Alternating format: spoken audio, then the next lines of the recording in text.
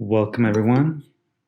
It is now, honestly, I forgot what week it is. I think this is like week number 5 of our Conchas y Café series. And today we will be going over, I think, some pretty relevant, actually, topics that are kind of affecting us today. And especially because we've been discussing unity, and I have a confession to make. It's been actually kind of difficult for me to come up with some lessons for this particular series because unity is a big topic, right? The idea or the concept of us being united or unified. There's a lot of different ways in which we can approach that, but I feel like we're doing a disservice to the concept if we're not really talking about the things that divide us. I guess uh, today's session is maybe going to focus a little bit more on our divisions, and some of the things that cause our divisions. But I feel like it's important that we approach this with kind of an open mind, right? And we think about how through history, these are the same kinds of things that have always caused divisions among us. So it's hopefully not going to get too dramatic or anything like that, but we want to definitely approach today's session with, like I said, an open mind, and feel free to express your opinions about some of the topics that we're discussing today. But to start us off, as usual, we have not exactly a quote today. Today we are going to open up with a little mini poem here that Walt Whitman wrote that appears in his book, The Leaves of Grass. And the reason why you see here Leaves of Grass, 1860, 1871, part of the reason why I added that is because, for those of you that may not be aware, Walt Whitman, who was one of the transcendentalist poets of the U.S. during the late 1800s, he repeatedly published Leaves of Grass, and each time he did a new edition, he would make changes. And so this particular version of Here the Frailest Leaves of Me, this particular version appeared in the 1860 edition and also in the 1871 edition. So that's why you have the two different dates there. But here, Walt Whitman wrote, "Here the frailest leaves of me, and yet my strongest lasting. Here I shade and hide my thoughts. I myself do not expose them, and yet they expose me more than all my other poems." Y en español ahí les tengo también la traducción que viene de Walt Whitman. Bueno, yo lo traducí, ¿verdad? Pero para aquí les escribí: "Aquí las hojas más débiles de mí. Aquí las hojas más débiles de mí y aún mis más preservadas. Aquí yo doy sombra y escondo mis pensamientos. Yo mismo no las expongo. Y aún me exponen más que todas mis otras poesías."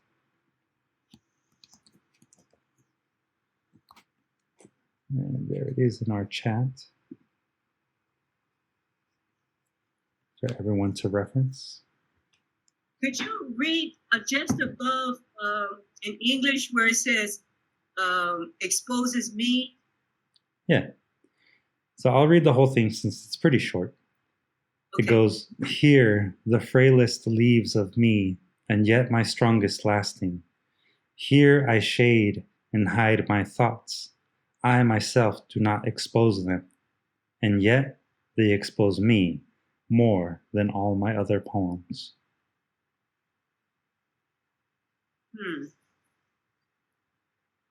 Glad Ani loves it. It sounds like he's a behind the scene type person. And his work speaks for him.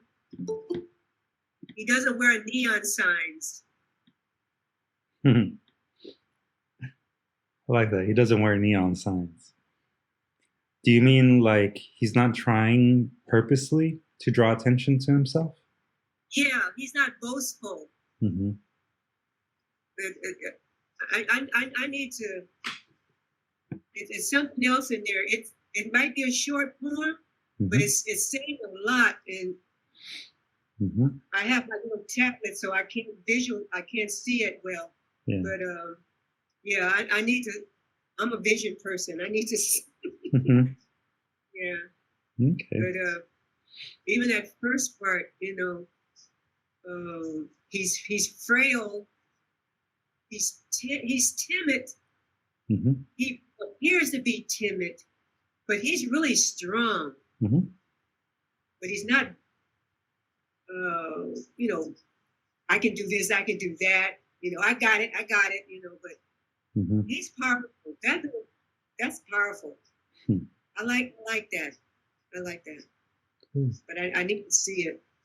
Yeah. Well, I can present my screen again for everyone to see it one more time. My tablet is small. It's okay. Well, even with my glasses.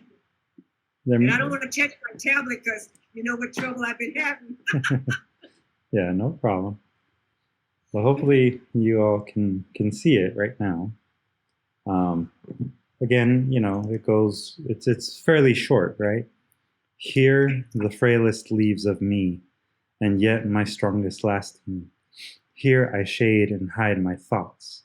I myself do not expose them, and yet they expose me more than all my other poems. Yeah, his words speak louder than his actions. Well, no, not so much as his action. It's like, yeah, kind of like, yeah. It's like I see your good works, even though you don't boast. Yeah, that's what he's saying about. Yeah. Yeah, I think there's definitely some element to that, and I think you're right. In the slowest, there is a certain level of humility that's being expressed. Ani says it feels like a haiku. I think so. It has a little bit of that introspective sort of tone to it. Karen had asked the question, where is the here, quote unquote? What do you all think that means? Here, specifically here, the frailest leaves of me. Frail leaves, a metaphor for his poems on a page, asks Miss Luce. In his mind, asks Ani. What do you all think? He's not as strong as he would like to be. This is the best I can give. The frailties of me, there's more. Okay, I'm going to be him.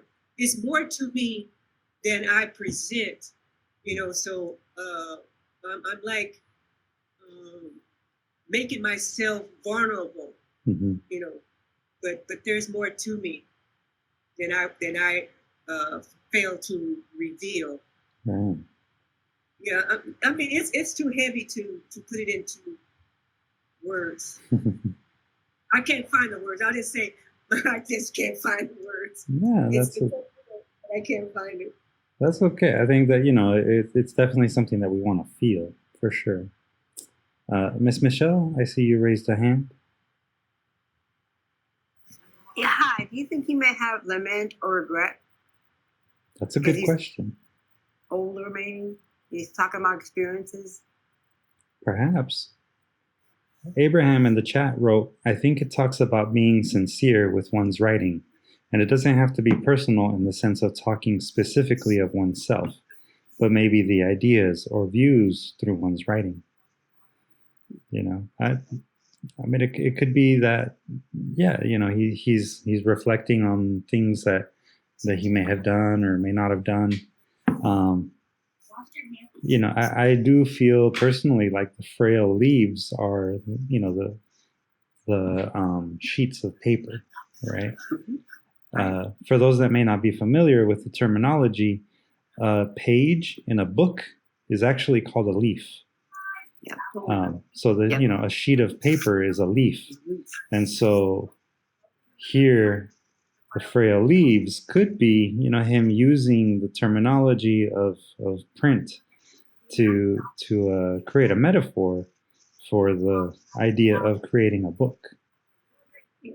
Right? The things that he published, they're frail, right? He hides them. He puts them, perhaps in the book, keeping it closed. But the moment that a person opens it and reads his thoughts and ideas, they expose him more than any of his other poems. Right? So maybe that's kind of what he's getting at. Yeah. Karen is wondering if this is part of a longer poem. It's not exactly a longer poem, but it is part of the Leaves of Grass book, which, like I mentioned before, Walt Whitman, basically that's the only thing that he ever wrote, but he published it multiple times over and over again, always changing things, always adding, always subtracting. So, this particular little mini poem is, just happened to appear in two different editions of it. Yeah. Felicia's observing that it's revealing what he perceives as his faults or weaknesses. Perhaps that. I also think that he was becoming aware of his thoughts, and he found that they were going faster than he could catch up with them. So as he would write them, he's trying to hide them and not expose them, but he can't do it. Like he can't hide them as much as he'd like to. And there could be some thoughts that he never wanted to share, which is a way I think maybe you mentioned that he kept adding and subtracting and adding and subtracting, because as the thoughts would come, he was trying to catch them. And I think he wrote at the same time Emerson did. Yep. And I think in that timing, they were becoming more aware of how their thoughts had power. So I think there's a lot of, I think that's the power we're feeling in this little 3-sentence poem. Right. Yeah, it's a triplet, right? It's only 3 lines. Too bad Jess isn't here to catch that. But it is, it's a triplet. It's a very short little poem. And I think I would generally agree with Ani. I'm not really seeing too much regret in this particular poem. Definitely, I feel that there is a sense of vulnerability. And Kathy is absolutely right. For those of you that were part of the series where we did talk about transcendentalism, transcendentalism was, around that time period of the mid to late 1800s. There were a lot of things happening during that time period, and that's a really, really important time period in all of history, not just in U.S. history, but throughout the entire world. And some of the concepts that we're going to actually discuss really begin there. Or at least, we still feel the ramifications of them from there. I think, what Miss Luce wrote in the chat about it, exposing how vulnerable he is when he writes, I think that's really more or less what Walt Whitman might be expressing through that little mini poem.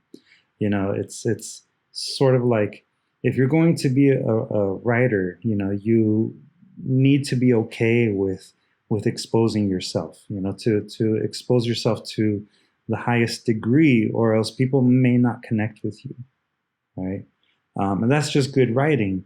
But on another side of that, the reason for doing that for yourself is to maybe better understand who you are as an individual. And I feel like Walt Whitman might be kind of talking about that, that it's his thoughts that, he may be trying to hide them. He doesn't want to share them with everyone, but, as another person opens up one of his books, they're going to be exposed to him in his purest form, and therefore have some sort of human connection with him, regardless of him being, this kind of like maybe strange hippie that used to live in the woods, right? And this was a book that was aimed at people that lived in the cities, which is more likely than the circumstances than not, And so, think about that a little bit as you think about why you write and what your motivations are for writing. And, maybe think about that a little bit when we read the next piece that we're going to read. Before that, though, does anybody have any questions or any last comments here about Walt Whitman? No? All right. So we're going to go back to our handout here. And today les presento El origen del mundo, que fue escrito por Eduardo Galeano y viene de uno de mis libros favoritos, El libro de los abrazos. Eduardo Galeano is somebody that I've brought in a lot of times, and so most of you probably are very familiar with him. And this particular piece comes from the Book of Embraces. I did the translation for us in English. The Spanish here is actually exactly as he wrote it. Do I have a volunteer that would like to read it for us? I can just scroll for you. Any volunteers? Any takers? I'll read in the English. Okay, Ani, you can read the English, and then Miss Luz, if it's cool with you, I'll have you read the Spanish. Yes. Thank you. Excellent. So Ani, go ahead and whenever you're ready. The Origin of the World, Eduardo Galeano from the Book of Embraces. Many years had passed since the war in Spain had ended, and the cross and sword ruled over the ruins of the Republic. One of the defeated, an anarchist laborer, recently released from prison, looked for work. In vain he searched through sky and land. There was no work for a red. Everyone gave him dirty looks. They shrugged their shoulders or they turned their back on him. No one understood him. No one listened to him. Wine was the only friend he had left. At night, before empty plates, he tolerated, without saying a word, his blessed wife's reproaches, a woman of daily masses, while his son, a small boy, recited for him the catechism. Much time later, Joseph Verdura, the son of that evil laborer, told me that story in Barcelona when I had arrived in exile. He told me he was a desperate child that wanted to save his father from eternal damnation, and the very atheist, the very obstinate man, did not listen to reason. But Dad, Joseph said, crying, if God doesn't exist, who made the world? Fool, the laborer said, head lowered, almost in secret. Fool, the world was made by us, the bricklayers. Excellent. Thank you, Ani. Definitely brought that to life. All right, Miss Luz, whenever you're ready, El origen del mundo. El origen del mundo, Eduardo Galeano, del libro de los abrazos. Hacía muchos años que había terminado la guerra de España y la cruz y la espada reinaban sobre las ruinas de la República. Uno de los vencidos, un obrero anarquista, recién salido de la cárcel, buscaba trabajo. En vano revolvía cielo y tierra. No había trabajo para un rojo. Todos le ponían mala cara, se encogían de hombros o le daban la espalda. Con nadie se entendía, nadie lo escuchaba. El vino era el único amigo que le quedaba. Por las noches, ante los platos vacíos, soportaba sin decir nada los reproches de su esposa Beata, mujer de misa diaria, mientras el hijo, un niño pequeño, le recitaba el catecismo. Mucho tiempo después, Joseph Verdura, el hijo de aquel obrero maldito, me lo contó en Barcelona, cuando yo llegué al exilio. Me lo contó. Él era un niño desesperado que quería salvar a su padre de la condenación eterna, y el muy ateo, el muy tosudo, no entendía razones. Pero papá, le dijo Joseph llorando, si Dios no existe, ¿quién hizo el mundo? Tonto, dijo el obrero, cabizbajo, casi en secreto, tonto. Al mundo lo hicimos nosotros, los albañiles. Excellent. Thank you. Thank you, Ms. Luz. All right. That's, yes, round of applause to our readers. Thank you very much. Yeah, there you go. The Book of Embraces. So Kathy, that's heavy. And Abraham, love the dad, slap that kid. All right. But what'd you guys think? All right, we already got a response from Kathy. It's heavy. What else do you all feel from hearing that or reading that little piece?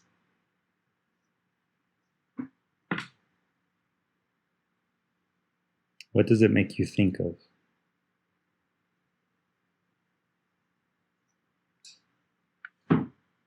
Or how does it relate to you? Karen wrote, it's an anti-hero. Do you mind elaborating a little bit on that, Karen? Oh. Like Karen had some connection issues there. Anyone else? Ani is feeling the tension between the socialist ideals and religious fervor of Catholicism, definitely. Tina and David? I think the last sentence kind of says it all, that the world was made by the bricklayers. And that's something that we're dealing with and grappling with today. You know, the people who built up society were not necessarily the kings and the, you know, royalty and the rich and the aristocratic. Yeah. I mean, that's definitely a very powerful observation, right? And I think that that's something that, historically speaking, people have always sort of recognized, that, you know, it's not the people on the higher end of society, right, that do the work, that lay the bricks, you know, to build up what the world is now. There's definitely a lot of the tension there too between, you know, these ideas of socialism and, you know, Catholicism ultimately, but more than that. So, Karen, now that you're back, do you want to explain a little bit your comments of Antihero? Yeah, I mean, because he's sort of, you know, the person that is portrayed as, I guess, I mean, it literally says that he's an evil laborer. But I think the dad is actually our hero in a way. You know, he's speaking for, you know, people that their voice has been squelched. Or, yeah. So I don't know, he struck me as an anti-hero, you know. Is that the right word for it? Yeah, I mean, the portrayal is definitely that of a non-hero, but, you know, still done in a heroic way. The non-hero who really is the hero? Yeah, okay. Yeah, you could look at it that way. Kathy, you raised your hand. When we talk about, when David was talking about hitting this point today, and the oppressive, when you no longer feel valued, you can't feel the value of being connected to a higher power.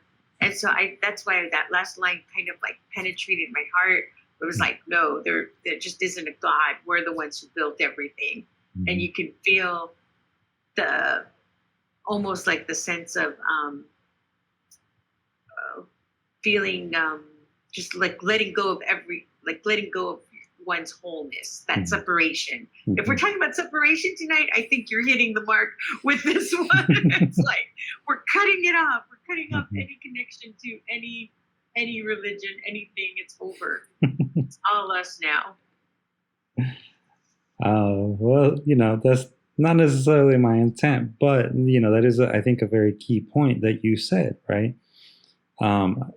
When a person has been so oppressed that they're feeling disconnected from their faith, I think that is a way to really, really break down a person to where all they have left is just their vices, ultimately, right? So that's a really important observation to make there. I see that Tina and David raised the hand as well. Yeah.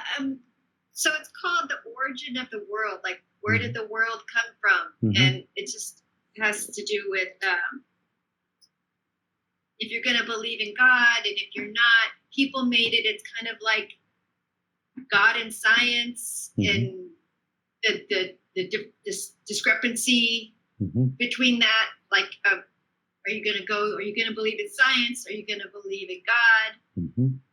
And there's this book that I'm reading right now that has to do with this girl that's struggling between science and being raised in the church, and she started to, anyway, the same kind of a thing. It kind of goes with the same thing that which road are you going to take? Are you going to believe that God made the world, or did man make the world? That's what it makes me think. Yeah, that's a very powerful observation, right? I think if we go back to our lesson on monism and pluralism, there's definitely this sort of philosophical conundrum that people always have, right?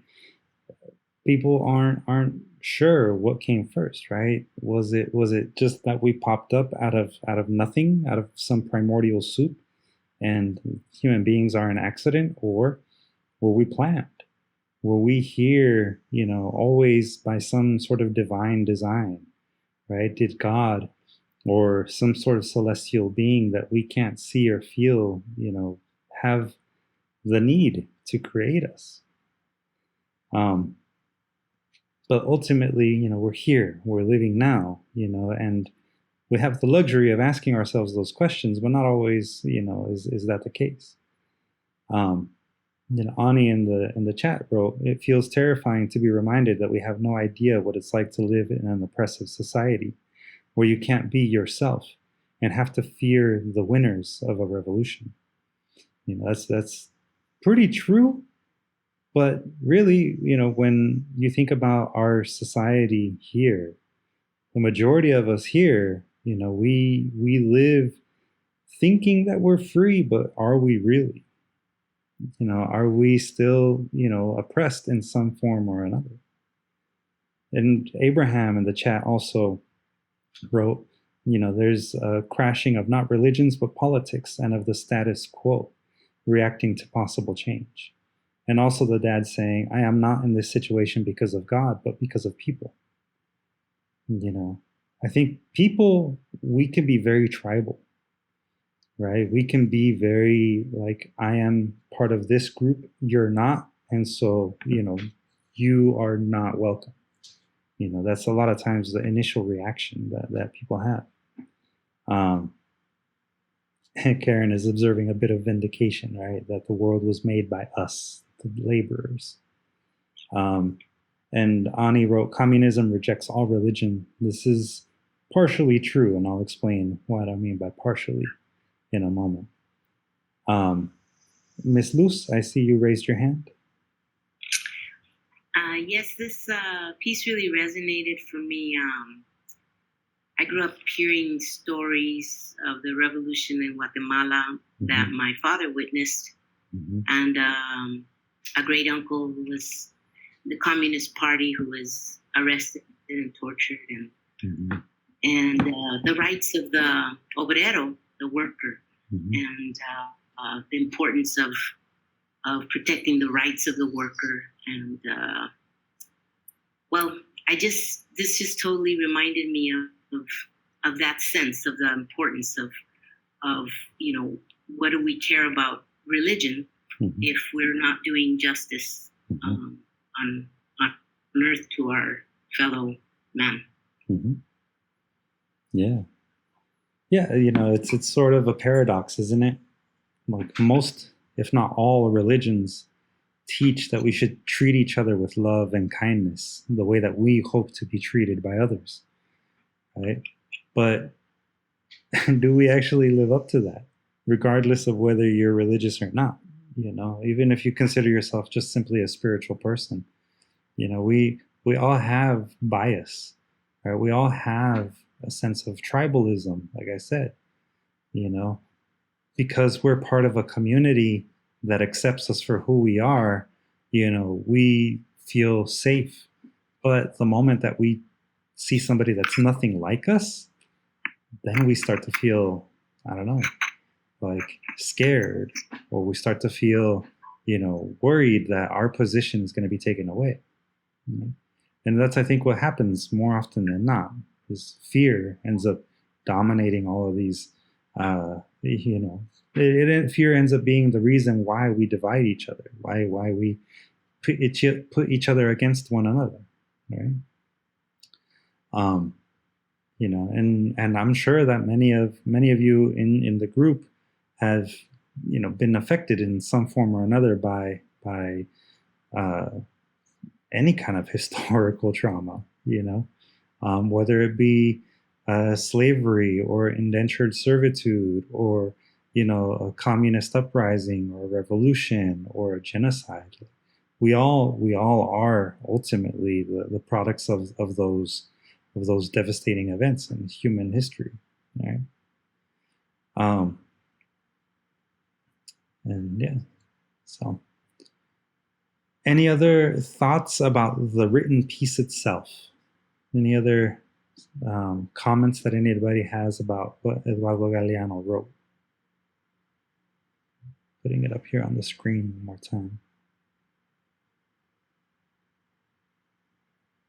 Luis, can you remind us what Galeano's political leanings were? Wasn't he actually a socialist or? Mm-hmm. Yeah. He was a socialist. He, if I remember correctly, he was Uruguayo. So he came from Uruguay, and during the time period of like around the 60s or so, when a lot of communist groups were trying to reform the political systems in various Latin American countries. He was part of that. He supported them. Of course, the opposite would usually happen, where a coup would end up being led by the conservative minority and end up installing a dictator. And so here he actually does call out the fact that he arrived in Barcelona as an exile. Okay? So he himself was exiled from his home country for the same reasons that the young man, Josep Verdura's father, was imprisoned. Not that he was an anarchist. Galeano, I don't believe, considered himself an anarchist, but he did consider himself a communist. So there's a little bit of irony, I think, happening in this particular mini story.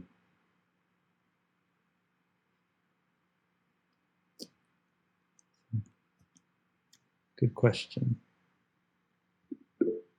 Ms. Luz?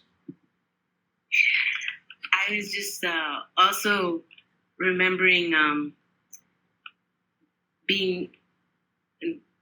having to go to mass with my mom on Sundays and my dad staying home, and kind of feeling the same way, like if my dad's thoughts of socialism and anti-religion were gonna send him to hell.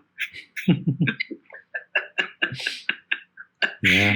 So I can really relate to this story. Yeah. Yeah, think about that, right? The story is telling us, that you have this anarchist laborer who was recently released from prison, can't find a job, and is basically now just living his life as a wino. And because of that, every day in front of empty plates, which is, I think, a really cool detail, the plates are empty. Doesn't even say that they're, that they have leftover food on them or anything like that. Like the plates are just empty. So they're living in poverty, we can assume. And the wife is a a pious lady, right? She goes to church every day. She's a woman of daily mass, it says.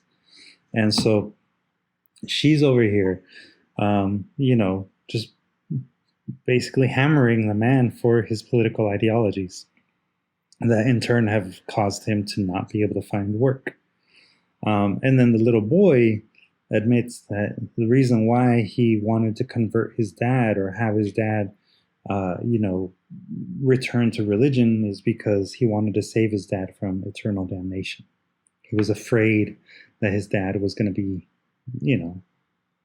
living in hell, right?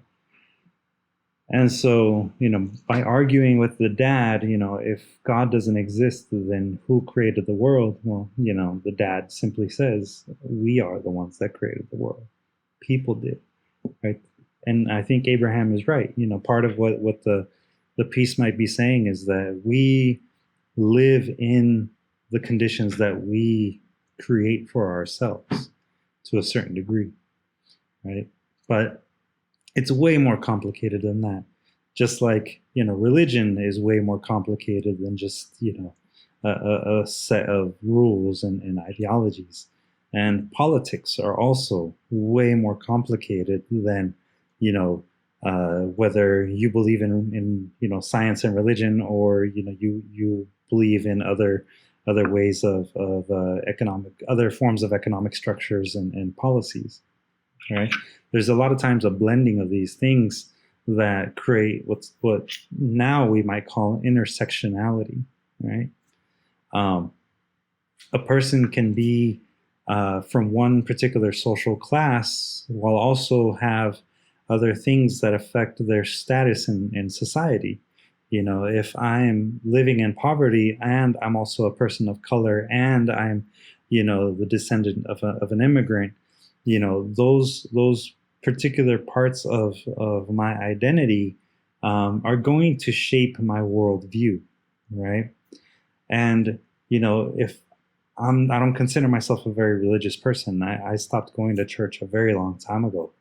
But, if I were, to add on top of that, maybe like a Catholic faith, my mentality might look a certain way, right? And I might sort of condemn myself by saying, it is my place. It is the place that God has willed for me to be living in poverty and X, Y, and Z, right?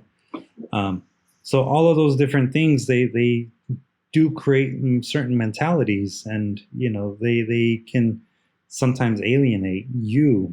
They can cause you to alienate yourself, or you to alienate others from you. And I think if we want to think about what Walt Whitman wrote, and that if we're going to be open and honest with ourselves, if we're going to write books and we're going to be writers, these are some of the things that we need to sort of challenge ourselves to recognize in ourselves. At least that's sort of what I got from Here the Frailest Leaves of Me. But I wanted to ask you all a question. What are the things that more often than not really divide people? What are the really, I'm going to put it this way, what are the things that actually, aside from fear, which is definitely a big part, from a societal standpoint, what are the reasons for people going to war? Because I think war is like the ultimate escalation of division. Money, religion, greed, zero-sum game thinking, ideals. Yeah.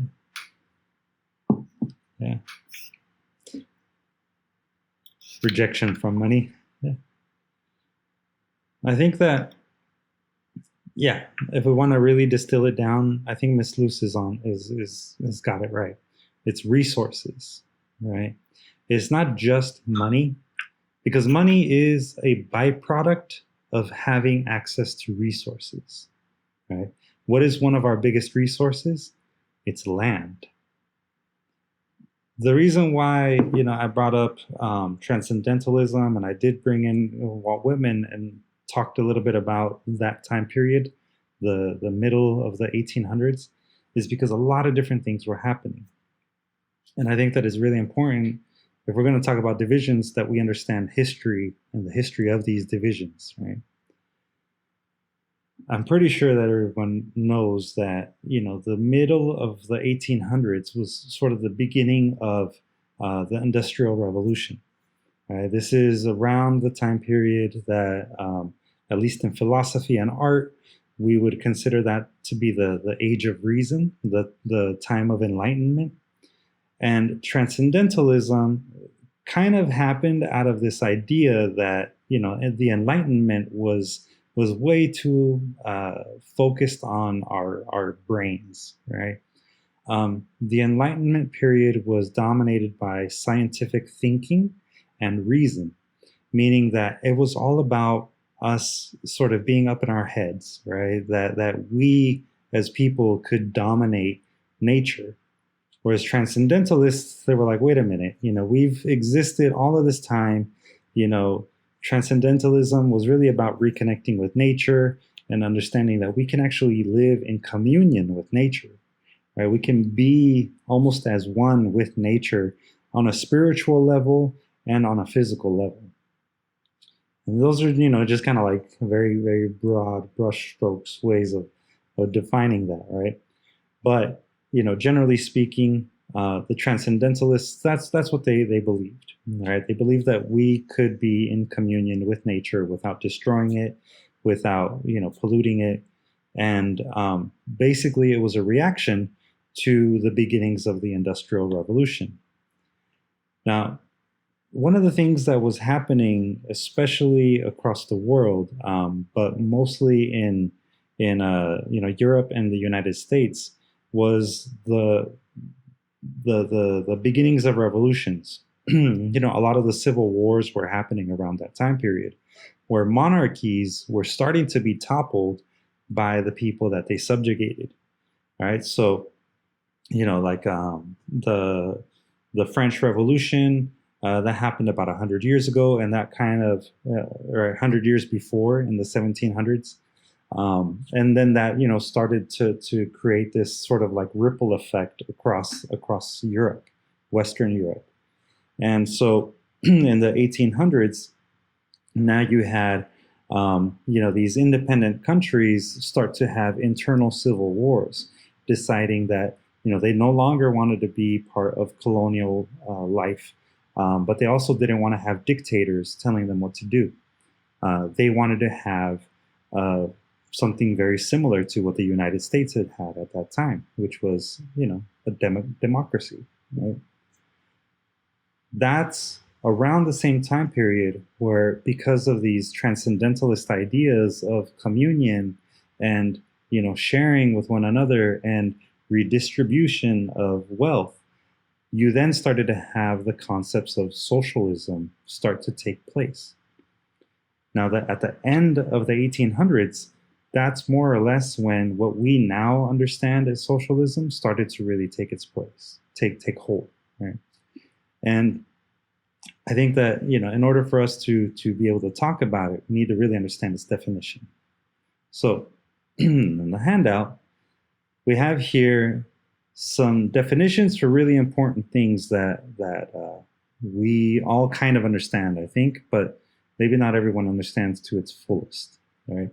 And the reason why we need to understand these things is because these are the things that, even to this day, they continue to divide us. They continue to be reasons for people to not get along, because I think a lot of times there's a lack of understanding. But socialism, here, as you can see, is a political, social, and economic philosophy that encompasses a range of economic and social systems that really, at the core of it, are about social ownership of the means of production. What does social ownership of the means of production really mean to you guys? When you read that, what do you get from that?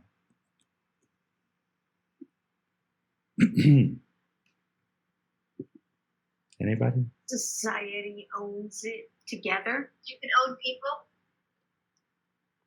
Well, it's not about owning people. but society owns the means of production together, right? It's not necessarily about corporations, but it is that workers own the corporations, right? Workers own the factories where they work. It's also the concept of, the people that work the land own the land. That's sort of the beginning of what now people call communism, right? Is this concept of, he who, it forms a part of this society. Each individual has a stake in how well we all do together, collectively, right? Transcendentalism was more or less that too.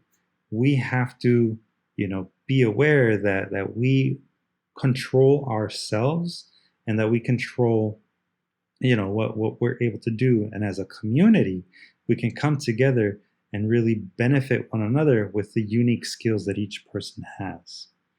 Socialism, as an economic platform, was really about not necessarily giving all the money, all of the financial gain of, like, say, a factory, to one individual. It was about, every single person owns a share in, say, a company, and each individual gets paid out their fair share, right? So based on their level of work that they put in, they get a certain percentage of any profits, right? So socialism was, and to this day still, kind of considered that first stepping stone of, breaking down capitalist structures and moving towards that next phase, which would be communism. Let's see, what did Abraham write in there? That is why in some countries land was taken from the private industry and redistributed to farmers to form a collective force where all benefit from what they produce. Exactly.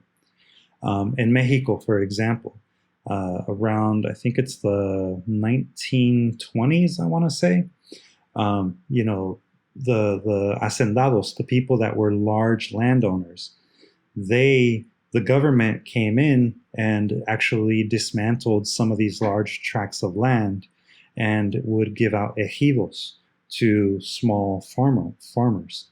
And those ejidos, a lot of times in Mexican history, unfortunately, the best plots of land went to the hacendado, the person with the political connections. They got the best plots of land, and the smaller plots of land typically went to, the indigenous people, which is why, like, my grandpa, for example, was given a plot of land that was nothing but rocks. And my grandpa ended up spending more than, 10 years trying to just simply clear the rocks from the land so that he could actually plow a field and, be able to grow corn and basic necessities. Those are sort of the mechanisms of socialism, right? The concept is, again, that the worker owns the means of production, whatever that might be. So Ani writes that she thinks it's funny that some modern companies adopt some of these ideas to share ownership with employees, etc., but no one ever calls it socialism. That's right. It's very, very true. Profit sharing and, giving people a stake in the ownership of a company, those are socialist practices. It is about redistribution of wealth in the case of a capitalist society, right? In a capitalist economy. Socialism, like I said, though, is more about, like, the tangible things, right? Who actually controls the way in which a product is made. If you own stock, do you actually own where you work? Yeah, in part. The idea behind profit sharing and having stock options at a job, is that you are given a share in the company's well-being. So as long as the company does well, your stock will do well, therefore you are able to then sell it at a higher price. It's about keeping you engaged, right? It's about making you feel like you have something at stake. Socialist programs can work that way. Now, socialism is a lot of times equated with communism, right? I didn't give you the definition for communism here because ultimately communism is still about this, social ownership of the means of production. Now, the main difference between socialism and communism is that socialism still gives some level of equity to different ways of being. Whereas communism, when you're talking about a communist economy is an economy that no longer relies on money. So if you are in a socialist country, you might have, like, say, the stock option, right? You have a stock in the well-being of a company, and you also, happen to own a portion of, like, say, the machinery that creates the product.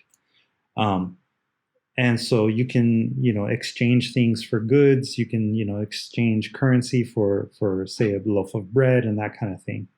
Whereas in a communist society, you are typically, at least from like a theoretical standpoint, you're no longer trading currency, you're trading products, right? So a baker will be able to trade his bread, the product of his labor, for, say, soap, which is what the soap maker, because they own the means for their own production, they will be able to barter. And so you get this sort of like bartering system with communism. That socialism doesn't quite go to that point. Socialism is, still sort of taking into consideration that you need, groups of people to perform certain kinds of tasks. This is still very industrial oriented. So, and it's kind of the like I said, the next phase of what capitalism could actually be, right? Capitalism is not a political system. It is only an economic system. And it's based on the principle of private ownership of the means of production. So here, where in socialism, everybody that works at, say, like a car factory, owns a portion of the tools and, all of that. In capitalist economic structures, it's one individual, right? That like Ford, Henry Ford, he owned the factory, he paid for the tools. He, regardless of what level of employment you have in his company, he was still the owner, and you just showed up to do the work. And what makes it a capitalist system economically is that, one individual could accumulate capital, right? So all of the profits that the Ford Motor Company made at that time, they all went to just one person, Henry Ford. It also is characterized by competitive markets, which means that, if one person is making, a certain type of car, well, another person can come out and make another car, and they can then compete with each other for the consumer's money, basically. And of course, that requires a price system. So you have to have currency. You have to have, something that you can use as a monetary value. So we use little sheets of paper that we call bills, right? Dollar bills. And those dollar bills, they have the metaphorical meaning of a certain amount of capital, right? Money. Private property is definitely a part of capitalism, where the community might own, the land that is being tilled. Here, under capitalism, it's just the farmer. Only the farmer owns that one plot of land. And, they have certain rights as the owner of that property. You also have the voluntary exchange of services, right? And wage labor. So, if you work for a car company, and you're working on an assembly line, If the Ford Motor Company decides that low skill job is worth $15 an hour, then that's what the individual will get paid. And it only works because people will voluntarily do it. They will on their own say, hey, I need money, so I'm going to go and work. That's what capitalism is. So again, socialism is sort of taking the ideas of capitalism to the next step, where you're now redistributing the ownership of things to the individual that is the worker, right? That's where you get the class system of the proletariat versus the bourgeoisie, right? The bourgeoisie in socialism and communism are the people that have the private ownership, ultimately, of anything. And the proletariat are the working class, the people that do all of the work for the private owner. So ultimately, socialism is going to radicalize people into destroying those structures, right, of the bourgeoisie and the proletariat, so that there is only one class. There's no longer a separation of classes. Capitalism, however, it really reinforces the idea of separation of classes. You have, low wage workers, you have middle wage workers, and you have high wage workers. And so depending on, your education level, depending on your skill level, your specializations, you will get paid, accordingly. Communism actually does also have that particular concept built into it too, as an economic system, which is something that people don't always understand. A doctor might make a slightly larger wage when it comes to, a communist society when compared to, like, say, I don't know, a baker, going back to the idea of the baker, in a socialist communist way, right? But again, communism's ultimate goal is to have no more currency and to really rely more on barter and the barter system. And, therefore, you no longer have, this stratification of society. Everyone is treated as equals. Now, democracy, the idea of democracy, is an ancient idea. I'm sure most of you have had this lesson before, but it does come from the Greek demokratia, and demos meaning people and kratos meaning rule. And it's a form of government in which the people have the authority to choose their governing legislators. So we live in a democratic society in the sense that, we all vote for the people that we want to have in office, governing us as a society, as a country, right? Now, democracy is similar, but it's not the same as a republic. We are in a democratic republic here in the United States. And republic comes from the Latin republica, meaning public affair. And it's a form of government in which power is held by the citizens of the republic. And this is key. It's the citizens of the republic and their elected representatives. So again, just like the idea of a democracy, it's, that the power is held by the elected people. They're the ones that can actually control all of the administrative things that are required of a country. In republics, the country is considered a public matter, not the private concern or property of the rulers.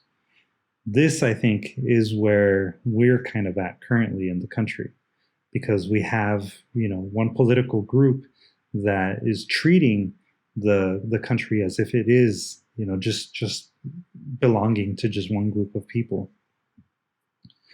The primary positions of power within a republic are attained through democracy or a mix of democracy with oligarchy or autocracy. So that's something also to kind of think about, right? We do live in a democracy, but, who are the people that are consistently being elected as our representatives? That's what you would start to consider an oligarchy.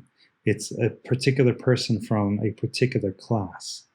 or an autocracy, which is just one group assigning itself by a democratic vote, which is really the beginnings of the United States. Only white men could vote in other white men, and that right there is an autocracy. And what makes a republic different from everything else is that it's not just one particular group that is, a family lineage or group, that is considered an exclusive group, like in a monarchy. Kings and queens, that's very, very ancient, and we no longer live by that type of government, even in places that still have them. Now, republicanism is sort of the next step, the next best way to think about a republic. It's a political ideology centered on citizenship in a state organized as a republic.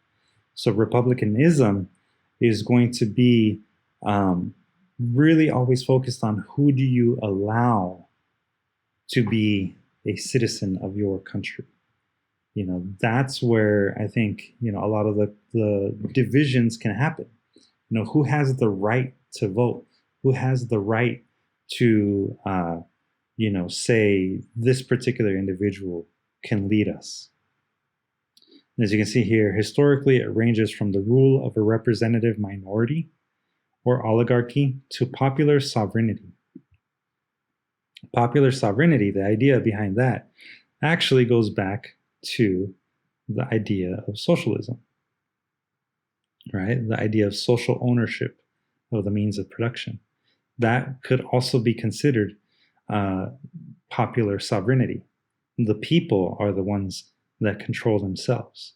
The people are the ones that can say, we choose this committee to guide us in, political decisions and policy choices.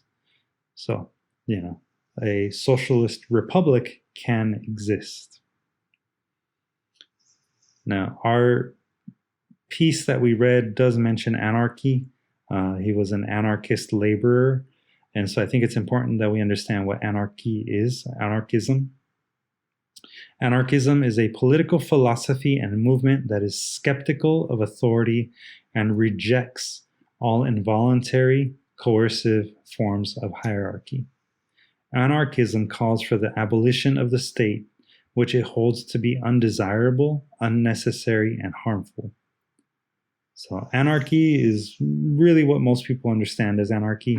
It is a complete lack of a centralized government.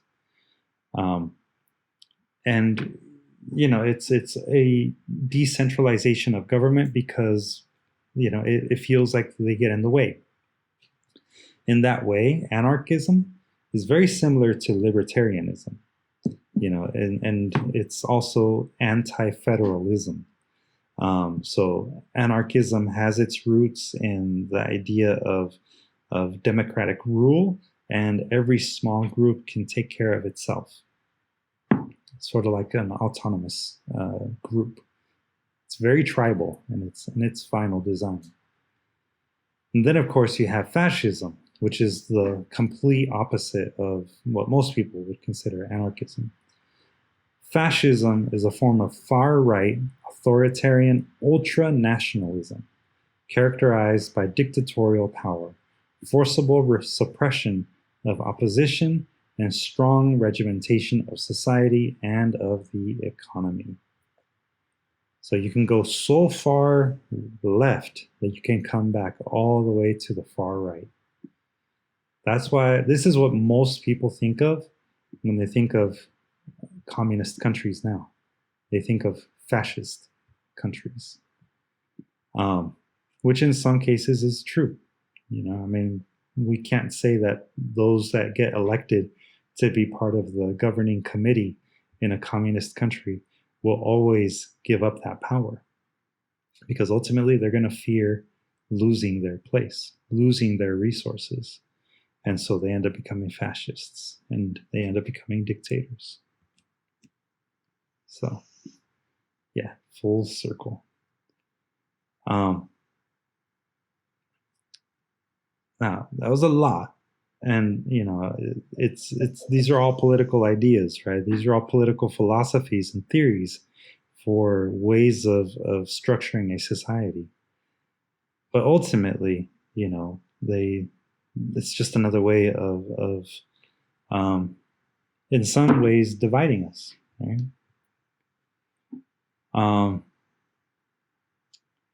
I see, Kathy, did you have your hand raised? Mm-hmm. Yeah, I did. Thank you. Mm-hmm.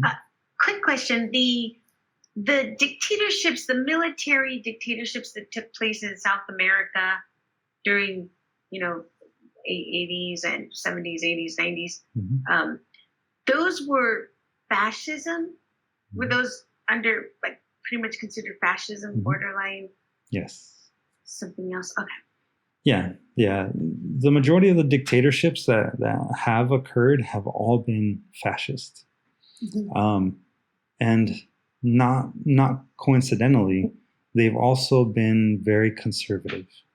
And they've been in reaction to communist parties taking control. So, yeah. They definitely go full circle. It's like the pendulum will swing from one side all the way to the other, and result in a lot of times a lot of chaos and a lot of death and a lot of divisions that carry on for decades.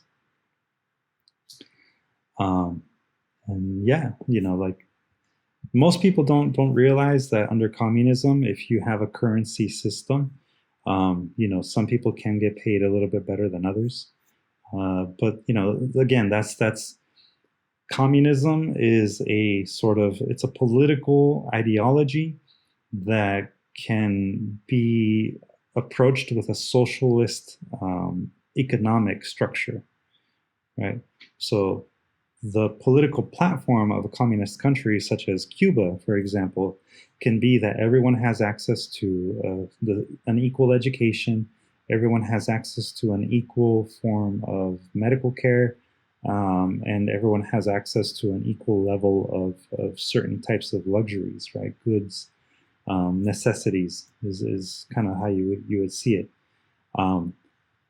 But from a socialist standpoint, they still are using pesos. They're still using their currency for people to exchange, for bread, right? The doctor is not going to, give you a checkup in order to get some bread. They're going to, do government sanctioned work, get paid in some form of currency that they can then go and use to buy their groceries.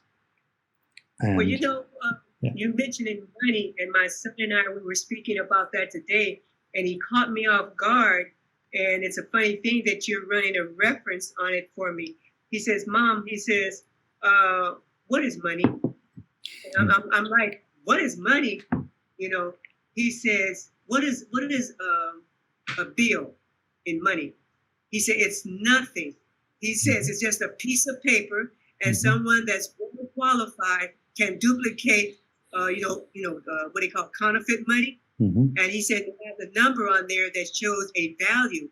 And then he told me like a little joke. I'm gonna try to make it quick, but I'm trying to remember what he was saying. He says that if someone takes $100 bill into a store, and in return he buys $100 worth of, is receiving $100 worth of groceries, and he says that he gives this man this $100 bill, and he says, but the bill isn't anything. It's just a means of exchange. Mm-hmm. And he says, why can't he just give him the $100 worth of groceries and then have him work it off? Mm-hmm. Yeah. So. Yeah, I mean, ultimately, these are all man-made constructs, right? Yeah. The idea of money. Yeah. These are all man-made things, Yeah. And like to maybe even take it a little bit further and talk about the other intersectional parts that make us who we are. I've seen recently people arguing about there are only two genders, but that's not true. Gender is a social construct. Gender is not something that is assigned to us based on, what we're born. Sex is different from gender, right? In the natural world, right, there's male and female. There's the XX and the XY chromosomes. So scientifically speaking, there are two sexes. However, gender is not a science. Gender is a social construct. What we consider to be female and what we consider to be male, is something that society creates for us. There can be third, maybe even fourth genders. In certain societies, you can have, a gender that is fluid between, all the extremes of what is considered masculine and what is considered feminine. So gender is a construct. It is not something that is scientifically based. You said concept. It's a construct.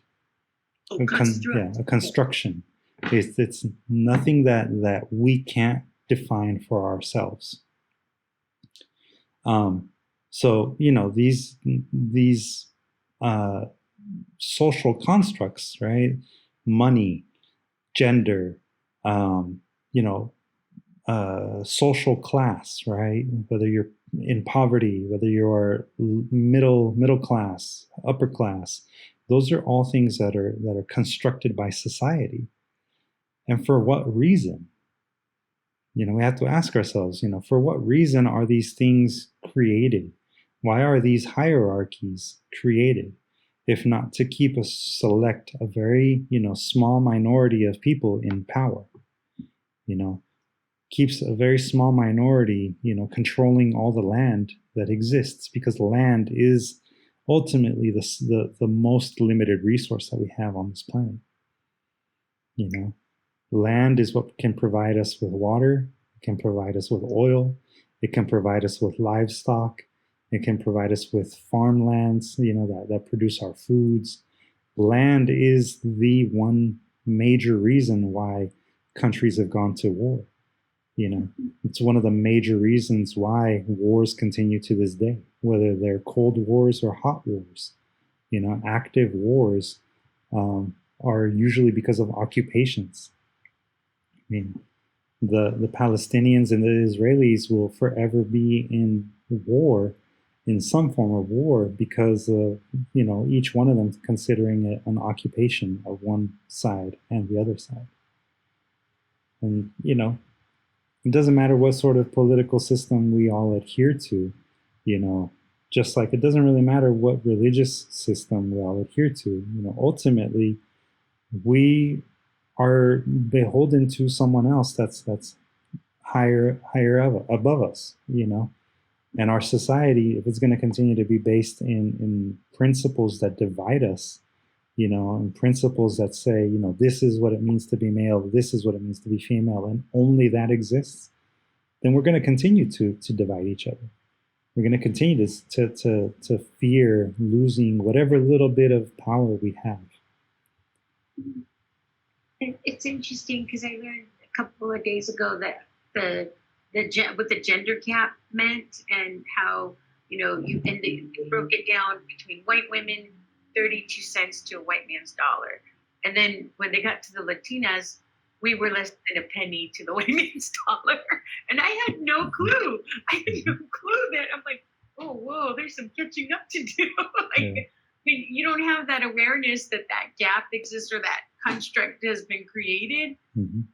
You'll continue to just work to survive, but knowing that there's this other path that's been created, having that awareness, how do you get to it? How do you take that path was kind of what was coming up. And I think that happens for everybody, right? Yeah. And I think, what Abraham said in the chat about, tying this back to what we read, Eduardo Galeano, in his own way, was really trying to say that we as people are where we are. The origin of the world is based on what we as people have done, right?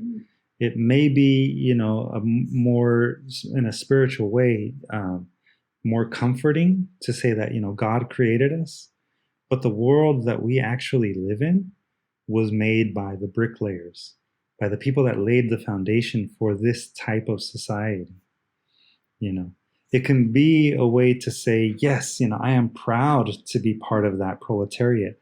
I'm very proud to be a worker, you know, that is fundamental in society functioning. I am an essential worker and I am proud of that. But on the other side of that too, you know, you're an essential worker because you only have that choice, and there's only one little, you know, group of people that, you know, can actually control the world in any kind of major way. So, you know, there's sort of a balance that I think that Eduardo Galeano is trying to strike in his word choice, right? He calls the laborer an evil laborer, while at the same time saying that, you know, he arrived in Barcelona because of the same reason that the laborer was actually imprisoned.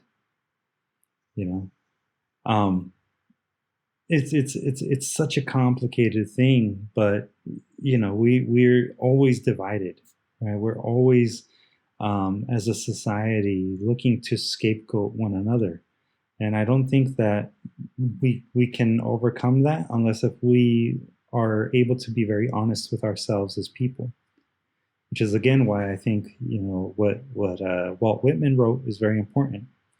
You know, history, you know, we can try to hide it. You know, we can try to put it away where other people, you know, won't I don't know, like discover it. But the moment that we become aware, it's going to expose us for who we are as people more than anything else. So what you just said goes back to that first print, you know, the short handout, yes, where he says his leaves were frailest leaves. Yeah, so what you just said takes me back to that, where you say expose who we really are. Mm-hmm. Yeah, I can't remember exactly what you said, but it hit me right then that this is what he was talking about, you know, being exposed for who he really is, even though this little bit was. Yeah, yeah. Yeah, I mean, I'm a senior, you know, and I get those senior moments. It's all good. I can't remember what I was going to say. It's all good, Ms. Lois. Sometimes I lose my own train of thought too. Well, I cut my son off like that a lot. He said, "Mom, you cut me off." I said, "But I have to tell you what's on my mind right now, so before I forget." Oh, good. But sometimes it has to be that way. I'm sorry. It's all good. So Ani's actually, you know, curious about what the Whitman poem has to do with this discussion on politics. Well, No, you were. Oh. You know, I think that, you know, the politics of Walt Whitman were simply that, you know, he should always live his truest self, right? And I think that, you know, part of the reason why I brought in the Whitman was really to sort of show that was, I think, and this is just in my own personal theory, but I think that what Whitman was trying to say through his work as a transcendentalist was that, you know, we can live in communion with one another, right? But it was people ultimately that took those ideas of us being able to live with one another in peace and in harmony and in with nature. You know, people took those ideas and sort of ran with them in response to the terrible things that were actually happening. You know, Whitman would probably nowadays consider himself more of an anarchist. You know, a person that believes in no government and would probably be the man living in the mountain all by himself, you know, as a hermit. But those ideas were ideas that people really were inspired by, and they continued to build on some of those concepts. And, you know, their theories ended up inspiring other people to continue to at least try and become, more just more equitable in society, right? Because that same time period, not that long after Walt Whitman published his work, you had Friedrich Engels and Karl Marx publish the Communist Manifesto. They were essentially the students of that time period, of Walt Whitman. And, Friedrich Engels and Karl Marx in the 1910s or so, with them publishing the Communist Manifesto, they ended up actually inspiring people like Lenin and Stalin, who after World War I, entered World War II with this ideology that was about really trying to disassemble the hierarchies that created war in the beginning. They ended up becoming dictators, because who wants to really give up their resources? Who really wants to give up their power? And they ended up becoming the same fascists that they helped to topple. But, ultimately we have now slowly some, sort of reckoning where socialist ideas are making a comeback, right? And socialist ideas are what I think people are hoping for our society now, and not necessarily in the political sense, completely in the political sense, but in the idea of equity, because socialism is really about people being treated as equals, not as a lower class versus a higher class. It is about just simply being in communion. We all want to be in communion. What is one of the core ideas of communion if not unity? Where Walt Whitman was talking about unity and communion, 150 years ago, more or less, here we are again talking about it one more time. So, the connections are there if we reach for them. But ultimately, it's on us, and it's, I think, important for us to understand that, we can take a really good idea, and because we're human and flawed, we're gonna, turn it into sometimes a thing that is not beneficial for everyone. And again, today, I felt like for today's lesson, we weren't doing the theme justice, the theme of unity, justice, if we didn't talk about the things that separate us. Politics and religion definitely separate us, but they can also bring us together if we know how to speak about them in a way that is informed, ultimately. You had to see to unsee. I like that phrase, Kathy. Yeah. So, does anyone have any questions or observations?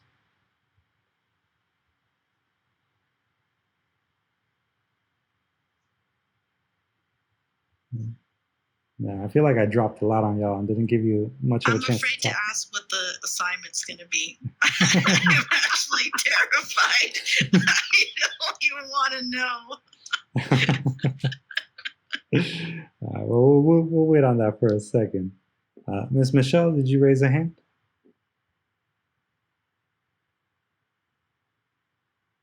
Miss Michelle?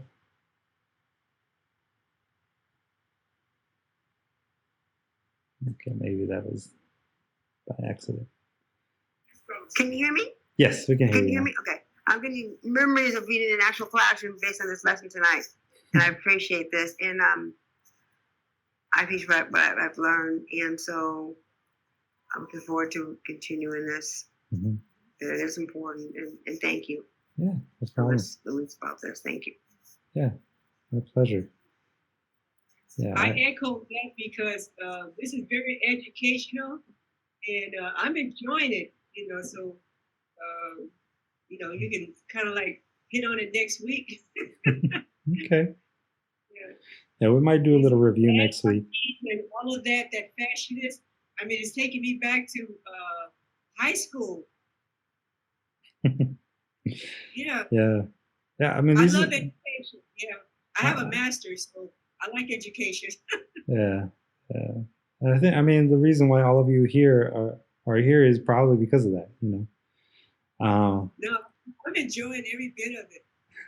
I'm glad. The other lady, I don't know her name. What is her name?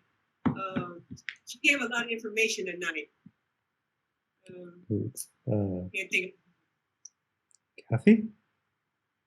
Or who? Let me see, Kathy. Kathy, where are you, Kathy? Is that you? I don't know. Yeah. She was by herself with a black shirt and the white ear things. I think. I don't know. I'm not good with things. Oh, but no worries. In any case, yeah. you know, I'm glad that you're enjoying this, and you know, Mauricio, you know, that might be interesting to have a government run by AI, by artificial intelligence, Cyberdyne, and all that. You know, we just might be at that point at some at some time.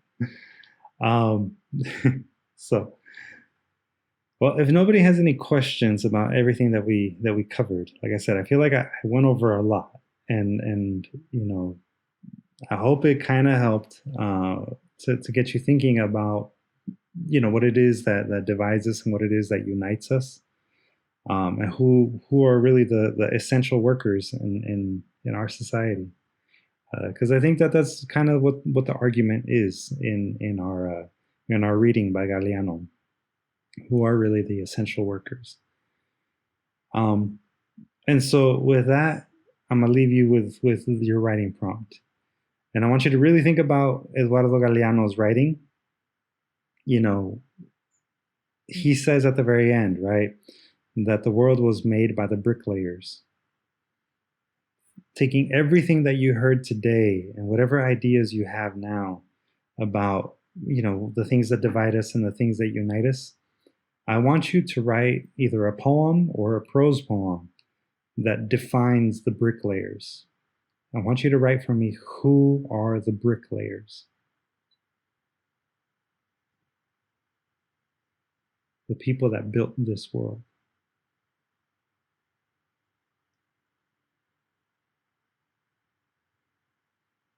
You know, I'm going to start with my side of the track.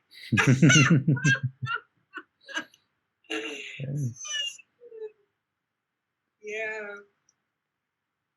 But then I mean, there's a lot. I'm a rebel about those things. I think I spoke to you when we had our class in the library. You know, the ones that did the railroad, and then all the other things. Those that we are the how do you say, the backs that we're standing on. And I said before, I'm a Christian and I believe that, you know, God is the beginning of all things, but it's His gift to us to that we were able to create the world as it is now, good, bad, and indifference. But we did this. Yeah, we did this, and so that's the bricklayers. And so it so happened that my hero, which was my grandfather, he was a bricklayer. There you go. Yeah. Yeah, I'm almost 100% sure that everyone in our session here comes from the bricklayers. Yeah, and you talk about your grandfather and had to do all those rocks. You know, I can tell you about, what is it, Utah, Arizona, Texas, southern part of California. You know, so I can go back that far too. You know, and I'm sure you know your own history. You can go even further back than that. I mean, you know where the foundation. You know where the bricklayers are. We know who we are. Right. So I can become a rebel behind all of that. We know who we are. Yeah. You know, and Ani in the chat is right. You know, it's not just necessarily about, you know, the laborers, you know, because it does also take vision, right? The workers wouldn't know what to do without the architects or the, you know, the engineers. So we have it all. Yeah. We have it all. Mm-hmm. Even the first fountain pen. Yeah. Yeah. And Caro is right. The workers also have vision. Right? Yeah. So this could get complicated if you don't really understand, right, that all of us are necessary. Every single person is necessary. You know? Right. It's like if you really start to think about it. So yeah. The laborers aren't necessarily just the bricklayers, right? They're not the only ones. So for you, I want you to define, who are the bricklayers? So what you're saying, before I got carried away, I'm thinking about bricklayer as being the foundation, but then a bricklayer is one that helps build a foundation, but not necessarily from the ground. Mm-hmm. Yep. So a bricklayer would not be literal. Yeah. Or it doesn't have to be literal. Accountants. Wow. Yeah, don't forget the accountants. Accountants are necessary too. Keep us on track. So yeah. So that's from the beginning up to right now. Mm-hmm. The very day, really. Mm-hmm. Someone who's made a mark. Mm-hmm. So ultimately, when I'm asking you, who are the bricklayers in your piece, I think eventually you might end up, realizing that it is everyone. We're all the bricklayers. Everyone has a role in society. One cannot function without the other. That's like your body. Mm-hmm. Yeah. It can't be just an ear or an eye or a mouth. Mm-hmm. Or fingers. Right. Oh, the stanza layers. I love that. Caro, I think you got your poem already going. Because yes, we are necessary too. Cheers to the bartenders who make life less sucky. Yes, absolutely. It's an important function right there. Oh man! Wow. All right. So I hope today's discussion was helpful, at least for generating ideas. I don't necessarily try to I don't know, like incite revolution too much, but I mean, I think most of you understand. Yeah, you do. Yeah, no. Who am I kidding? You're in a rebellious kind of mood. Yeah. You're someone I like to hear. Yes, sir. Yeah, I just try to be humble about it. But ultimately, we, like I said, we're all necessary, and I think that it is important to express that. So yeah. But that's your writing prompt. Write a poem or a prose poem defining who the bricklayers are. Who created. There's a song that we sing in church. It says, "I need you to survive. I won't harm you with words of my mouth. I love you. I need you to survive." Is it important to me? I mean, yeah. That's all part of it. So, yeah. Bricklaying, not throwing. Exactly. Thank you, Ani. Not brick tossing. All right, y'all. So, wrong group. Exactly, Abraham. Wrong group. All right, my man. So, everyone, I hope you all have a great night. If you have any questions or anything like that, obviously remember to use Google Classroom as a way to communicate with everyone. If you have a question, it's likely that other people do too. And for those of you that submitted work recently, I will get through it this week, and I will give you feedback. So thank you, everyone that's been submitting your writing prompts through Google Classroom. So yeah. Hope y'all have a good night. Take care. Get some Good rest. night. Enjoy your week. Bye. Enjoy. Thank you. Good night. Good night, everybody. Good night, everybody. Good night, everyone.